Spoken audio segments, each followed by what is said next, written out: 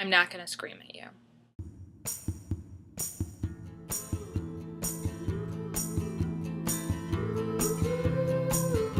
Today we were talking about 2004's Garden State, written, directed, starring, producing, choreographed, soundtrack mixed by Zach Braff. Garden State is about Andrew Larchman, and he has gone back home to sweet, sweet New Jersey because his mother has died.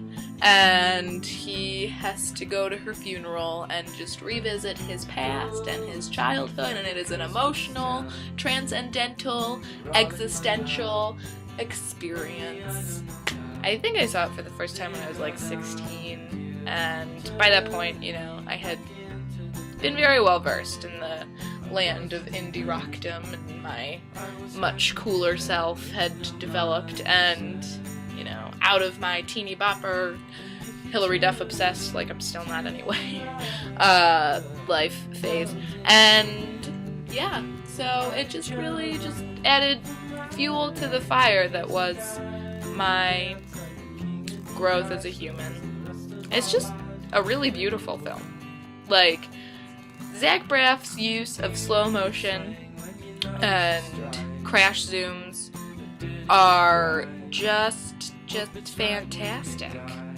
It was just beautiful because it was semi-autobiographical, and it was just one of those movies like Annie Hall that you could feel him coming through the character and like through the film, and you know he put like his heart and his soul into this movie, and that is part of what makes it beautiful. And then the other part of it is just that it is so emotionally like stimulating. I know that this movie perpetuated the manic pixie dream girl motif or whatever.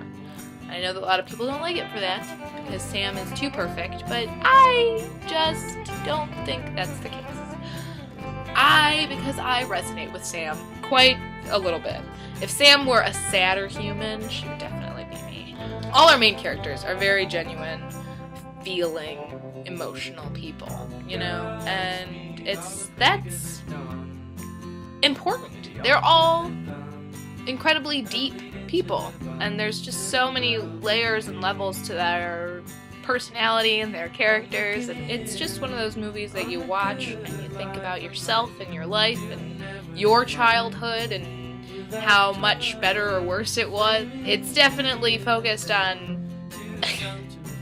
white middle class issues, like so many of these emotionally aware films are that I take such a extreme liking to. It's one of those films that you watch and you're like, so everybody has problems. Even rich white boys have their issues because they have too much access to things and destructive materials like drugs that keep them from feeling.